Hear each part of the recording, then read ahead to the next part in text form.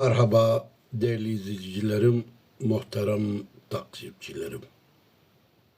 Bu cuma sabahında sağlık konuyla karşınızdayım. Tekrar diyorum ki sağlıklı bir yaşam diliyorum. Allah sizi sağlıktan ayrılmasın. Her şeyin başı sağlıktır. Bu sağlık konumuz öksürük ve hemoptizi. Hemoptizi nedir? Öksürük nedir?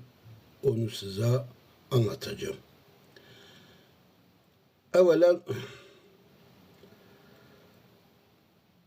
şunu söyleyeyim. Öksürük akciğerleri zararlı etkenlerden korumak için fizyolojik bir reflekstir.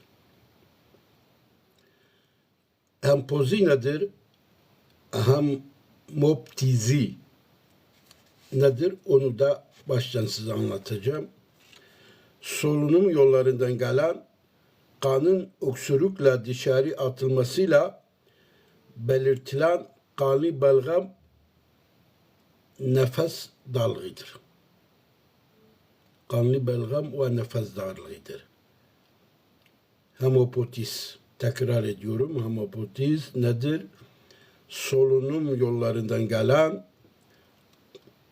kanın öksürükle dışarı atılmasıyla belirten kanlı balgam ve nefes darlığıdır. Öksürük sırasında göğüs kasılır. Evet, öksürük sırasında göğüs kasılır ve diyafram harekete geçer. Öksürük nedenleri arasında göğüs organlarını tutan sebepler vardır. Tekrar ediyorum. Öksürük nedenleri arasında göğüs organlarını tutan sebepler vardır. Soğuk algınlığı, toz, duman, acı veya ekşi yiyecekler ve nefes borusuna kaçan yabancı cisimler öksürüğe neden oluyor. Vücut tarafından salgının ve nefes borusundan aşağı doğru akan sıvılar da öksürüğe neden olur. Tekrar ediyorum.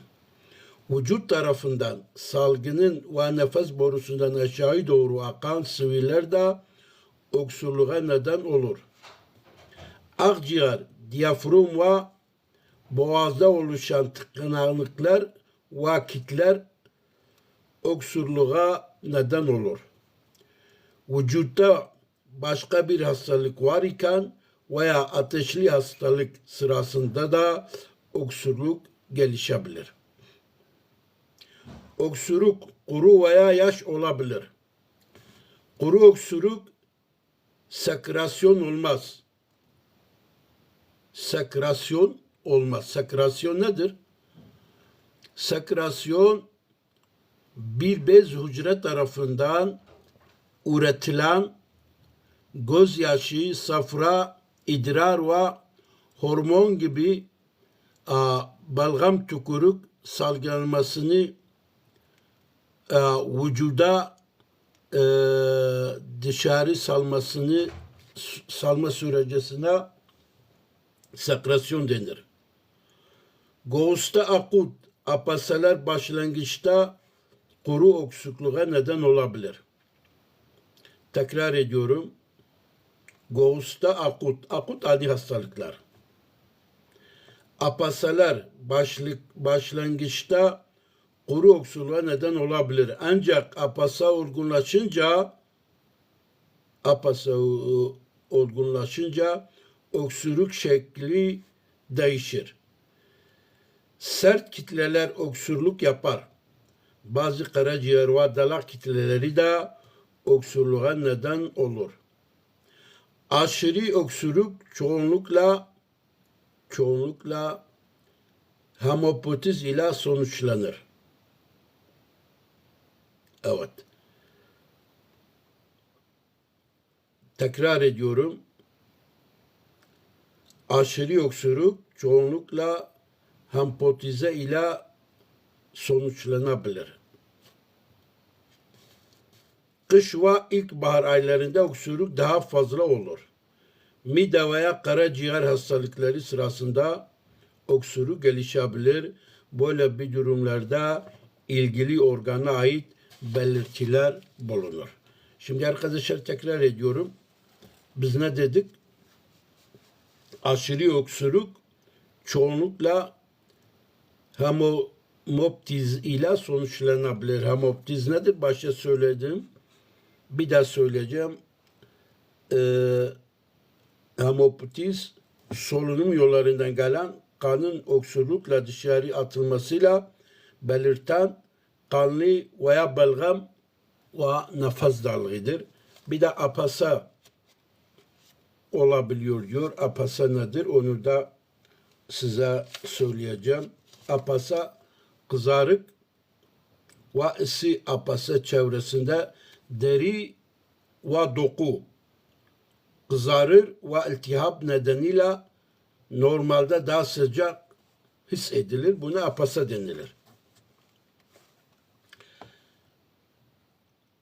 Hemoptizi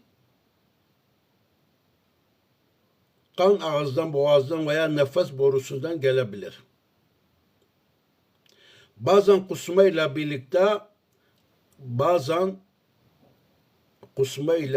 birlikte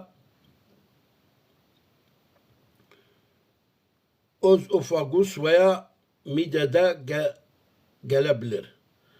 Kan tortu şeklinde olursa ağızda kaynaklandığı anlaşılır. Kan ile sumuk karışık ise boğaza geldiği tahmin edilir. Hemopotizi öksürükle birlikte oluyorsa kan akciğer menşeidir. Ancak kaynaklı olmayan hemopotizin prognozu çok kötü değildir. Göğüs, karaciğer veya diyafram termovalleri yani sıra dirençli öksürük ya da aşırı bağırma hemopotiziye neden olabiliyor. Ayrıca gırtlakta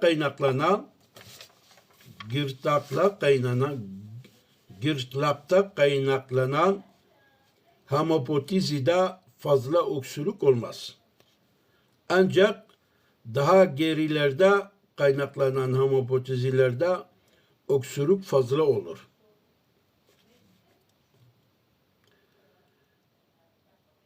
Epistak sistem kaynaklanan hemopotizide kan dikkat edilmelidir. Epistaksist yani tıpta kullanılan bir kelimedir. Türkçe değil, İngilizce değil, Arapça değildir. Epistaksist nedir? Başta onu söyleyeyim. Burun içindeki damar ve dokuların zarar görmesi sonucu kanama olmasıdır. Evet. Burun içindeki damar ve dokuların zarar görmesi sonucu kanama olmasına epistaksiste denir. Kanama sonrası başta hafifleme his edilir.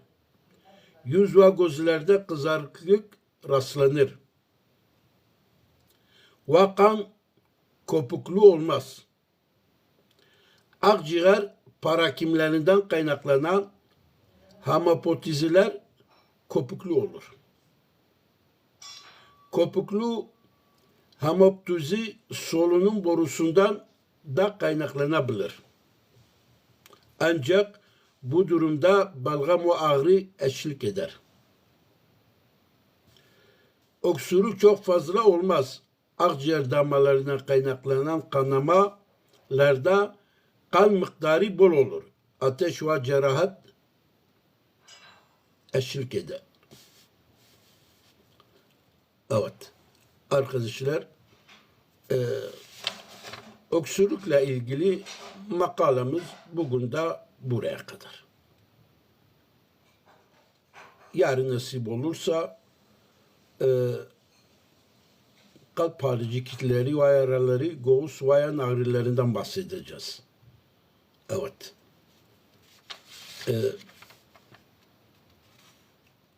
Göğüs, akciğer konusu uzundur. Birkaç gün ancak bu konuyu bitirebiliriz. Hadi sağlıcakla kalın, kendinize iyi bakın. Rabbim sağlıklı bir yaşam versin inşallah.